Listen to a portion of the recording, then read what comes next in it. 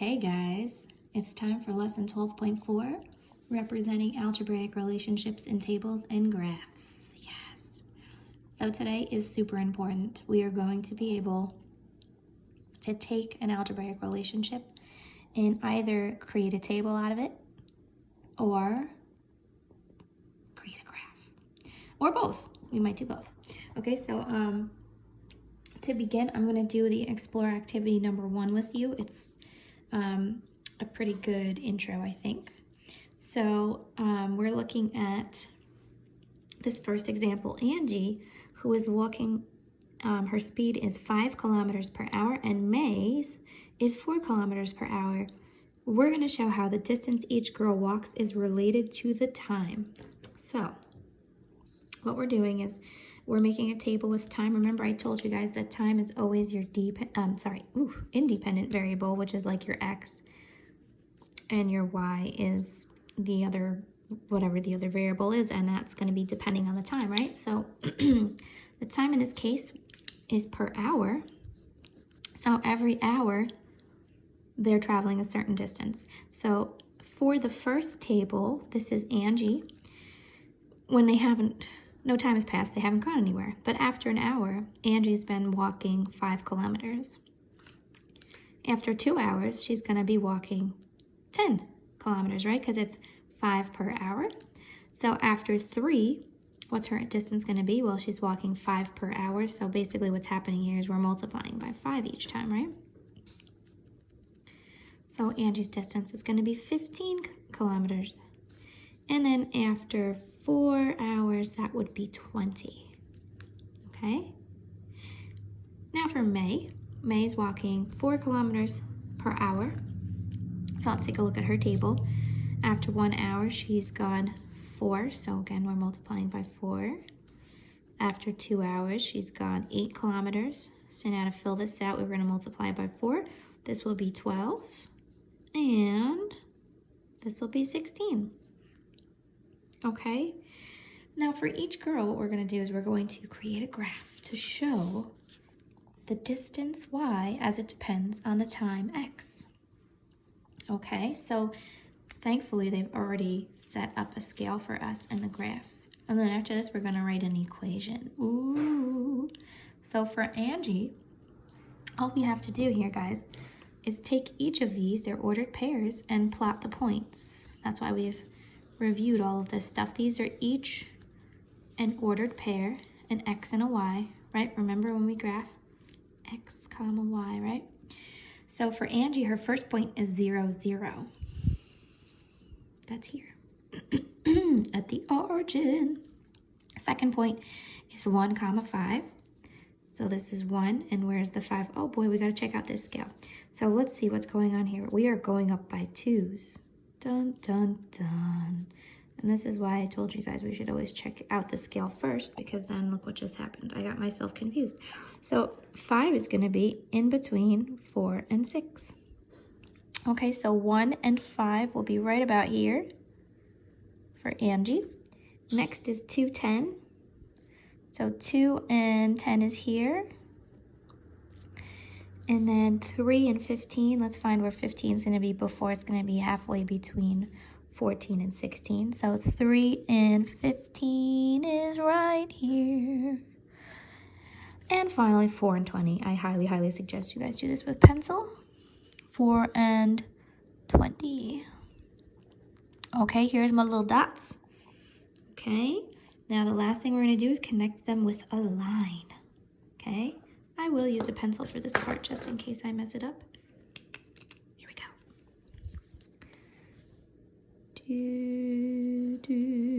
Okay, there's my line. Now finally, to finish off, I'm going to write an equation that relates y to x. So remember, it's always y is equal to something. I'm asking myself, how can I get y from x? So what did I do each time for Angie? What did I do to the x to get y? I took the x and I multiplied it by 5, right? So I did x times 5, but remember, in algebra, we're way too cool for writing the times table anymore, so we write 5x, right? So to get the y, we take the x, we multiply it by 5. We can just check if you want to. Take the x and multiply it by 5. 1 times 5 gives me 5. 2 times 5 gives me 10. 3 times 5, 15. 4 times 5 is 20. Ta-da! Nice and easy. Now let's do May. So May, we're going to plot her points. 0, 0. 1 and 4. 2 and 8. 3 and 12. And 4 and 16. And by the way, I only didn't fill out the scale on the side like I did before because I knew this was all even numbers. So I probably should have still done that. And now we're going to connect them with the line.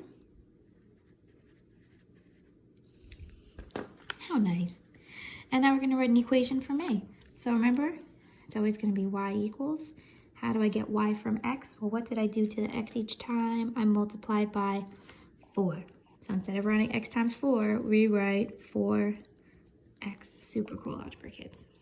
Okay, and that's May's equation. That's that.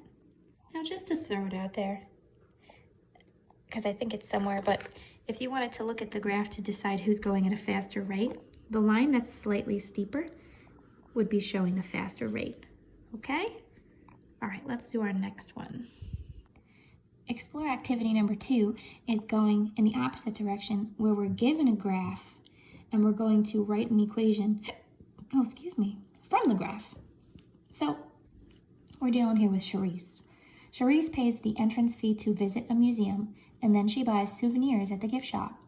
The graph shows the relationship between the total amount that she spends at the museum and the total amount she spends at the gift shop. So we're going to write an equation to represent this relationship. When you're given a graph such as this, you can write an equation from this. You could actually do it without making the table, but for now, since we're first learning this, what we're going to do is we're going to make a table first. So if you weren't given a table already, you can create one, simply just by doing X and Y and just making yourself a little box, okay? If some of you are doing things on Google Docs a lot, you can very easily insert a table, okay?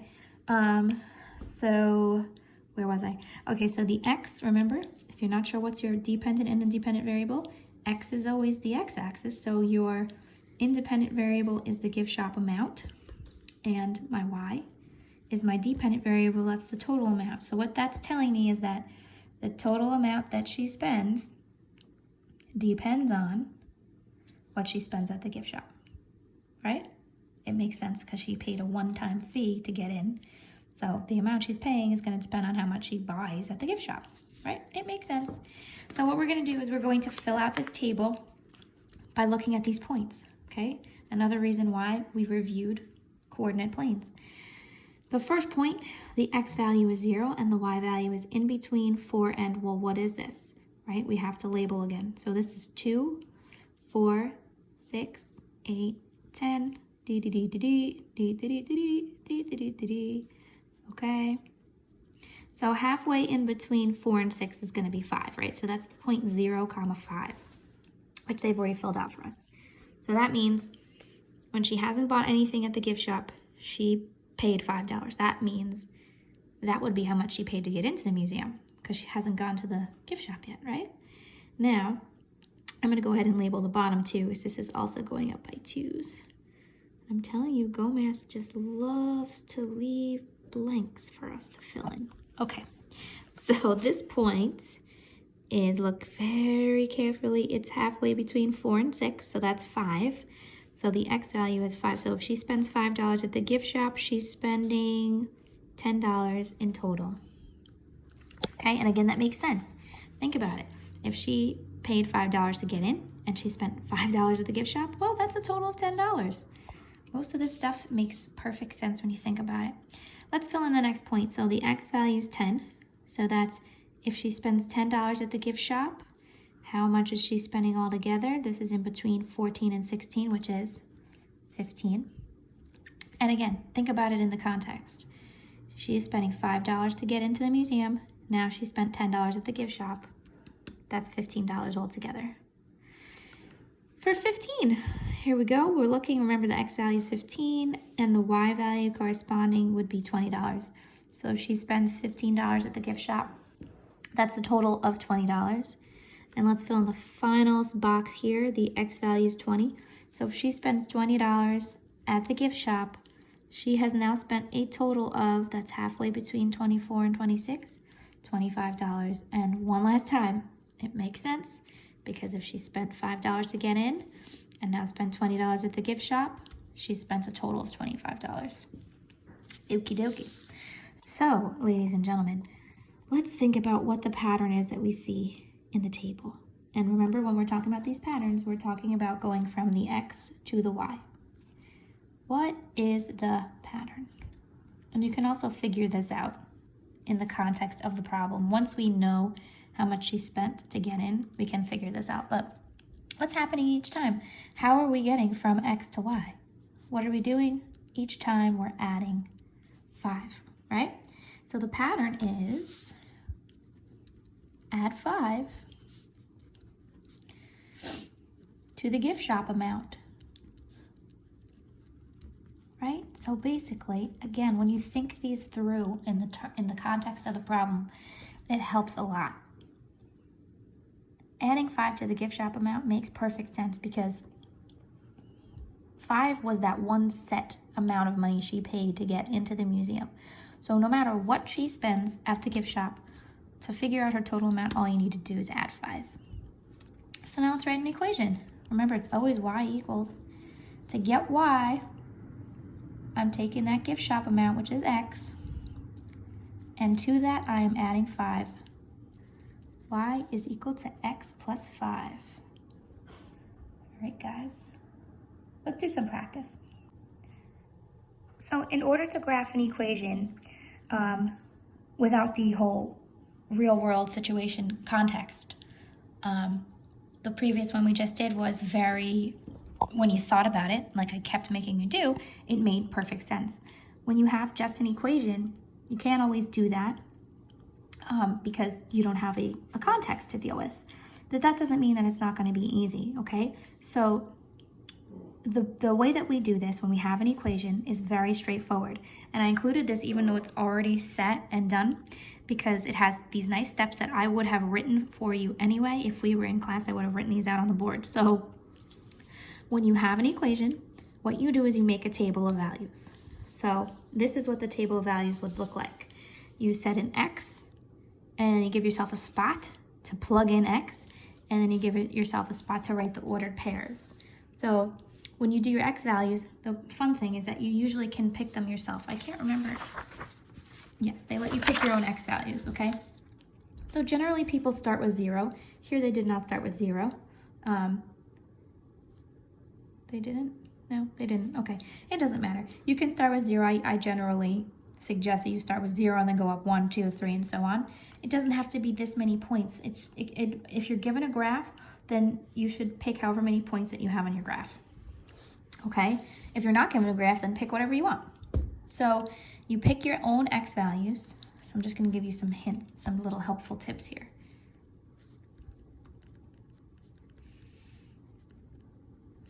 And then I suggest 0, 1, 2, 3 at the very least, and then maybe go further than that. Then this column is where you plug it in. Okay, and you're going to replace the X value you pick into your equation. So what they did here was, if X is 1, they replaced the X here with 1, and they did 1 plus 1 equals 2, and that 2 is your Y value. And then you just write the X and Y as a point. And then that's how you're going to plot your points. Okay, so one more time. You have an equation. You're going to create your own table of values. You make your own X values. So you pick 1, 2, 3, 4, 5. I like to start with 0. It's up to you though. And then you plug those values in the middle to get your Y's. And then once you get your Y, you write them as a point. And then once you have your points, you plot your points. And once you have your points, you connect them all. Now you have a line. Isn't that just great? This is super important, guys. I'm kind of being silly with it, but it's a really important skill to be able to graph equations, okay? So, for example here, not for example, just to extend what I was saying, if I choose x is 2, I plug it in for x, and I get 3. So I write my point as 2, 3. Then when I plug in 3, right here, I get 4. 3, 4 is my point. When I plug in 4, I get 5, and so on. Then these are the points that I plot. So to make this clear, we're going to do the your turn together. I consolidated here to try to save paper because I am printing so much and I am running out of paper. And I'm sure you guys are too. So we're going to do the your turn together so that you can see what this actually looks like. Naturally, of course, we are dealing with a decimal because Go Math loves to torture us with decimals. But that's fine. We can handle it. We like things like this, don't we? Aren't we? We're just like awesome math kids. So let's pick some x values. Like I said before, you can look at your scale that you're given and choose some. I like to start with 0. And now I have 3 more opportunities. So if I only do 1, 2, 3, I'm going to have a pretty short graph. So maybe I'll skip around and do 2 and 4, and I don't have 6. So the choice is really yours, okay? So we only have spots here for 1, 2, and 3. Okay, so what I would like to do is I would like to just add another little box. You definitely do not have to do this, but this is just me being a little bit OCD. And not OCD enough, apparently, to make my lines straight. All right, so let's just go up to 4, okay? And if you want to add the 5th point, you can even do that too. So now, my next step, plug it in, ta-da! So we're going to take our x here, which is 0, and I plug it in for x. So 0 plus 2.5 is going to give me 2.5. So now I'm writing this as a point. My x is 0, and the y that I get is 2.5. That's my first point. Hooray! Now we're going to just do that for the rest of the y values. I'm sorry, x values. So I'm going to plug it in here. So instead of x, I'm writing 1. Why can't you focus today? There we go. 1 plus 2.5, which gives me 3.5. So my point is x, which is 1, comma, y, which is 3.5.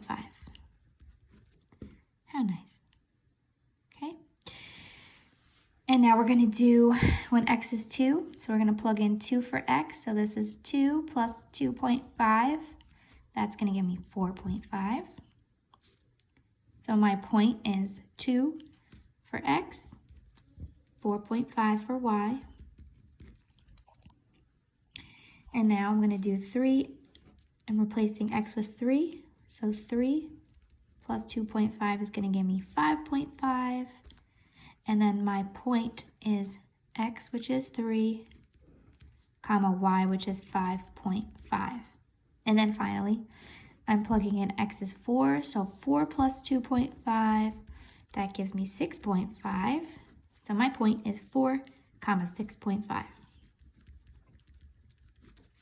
Okay, now I have all these points that I can now graph. Okay, so I'm just going to go ahead and fill in my blanks here. Okay. So when x is 0, y is 2.5. That's going to be halfway between 2 and 3. Okay, so that's going to be here. When x is 1, y is 3.5. So x is 1, y is 3.5 is halfway between 3 and 4. I don't know why my camera doesn't want to focus today. The next point is 2, comma, 4.5. So when x is 2, y is 4.5, halfway between 4 and 5. Next point is 3, comma, 5.5. So when x is 3, y is 5.5, which is between 5 and 6. And then for our final point, we're going to do 4, comma, 6.5. So 4 and up to 6.5. Okay, so you can see this nice little line, and then of course we're going to connect. Isn't that just lovely? Oh no, that's not lovely. See, this is why I wanted to use pencil. I'm holding the camera and trying to look at the same time. It's just not really working out for me. Okay, so this was a little bit not as nice because of the decimals, but at least it was just 0.5, nothing crazy. So I did include 2 of the guided practice questions. So I'm gonna have you guys pause and try it yourself, but let me talk you through it first. Because this one you do have to set up with a real world situation, and the second one is just an equation. So for the first one, Frank mows lawns in the summer to earn extra money. He's allowed to mow 3 lawns every hour that he works. So I'll start filling out the graph for you. Sorry, the table. So if he doesn't work any hours, then he obviously hasn't mowed any lawns, so that's 0. But in 1 hour, how many lawns has he mowed? He's mowing 3. Okay, so you're going to finish filling this out after 2 hours, and then after 3 hours if he's mowing 3 per hour. Then when you're done, graph it for me. For this one, we're doing the equation y is equal to 1.5x. So you're going to be taking your x values and multiplying them by 1.5. Okay, so, and then you're gonna make your table. They're not giving you room to include your plugging it in, okay, in this table. So you can plug it in on the side, or you can make your own table if you want. I'm gonna leave it up to you. But again, we have limited x values here. We have 1, 2, 3, 4. So if you want, you can do 1, 2, 3, 4 this time instead of what I did, 0, 1, 2, 3. Might be a better display. So let's do 1, 2, 3, 4. And then you guys plug it in, find y, and then get those graphs going for me. Okay, pause, and then come back to check in on your work. Okay, here's the solution. So if he's mowing 3 lawns every hour, then I know that that's going to be increasing by 3 each time, right? So after 2 hours, he's mowed 3 lawns, and 3 hours, he's mowed 9 lawns. And I plot my points, get this lovely little line here, and write the equation, which is y equals 3x, right? To get y from x, I multiply the x by 3, okay?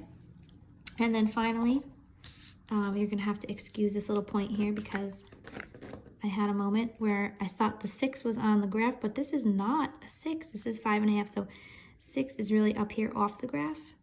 So really what I should have done was chose 0, 1, 2, 3, go figure. But yeah, for 0 it'll be here, and 1 I got 1.5, 2 was 3, 3 was 4.5, and I could have stopped there because when I got 4, the answer was 6, which was off my graph. So this point is no good, okay? And that's how you do it, guys. It's actually pretty easy. Just to sum up one more time, for an equation, you make a table of values. You pick your x values if they're not given to you, plug them into your equation and get your y values, and then you plot those points and connect them, okay? And that's it. Super important skill. So if you need any help with something, please let me know in the comments on Google Classroom. Okay, guys, have fun with this.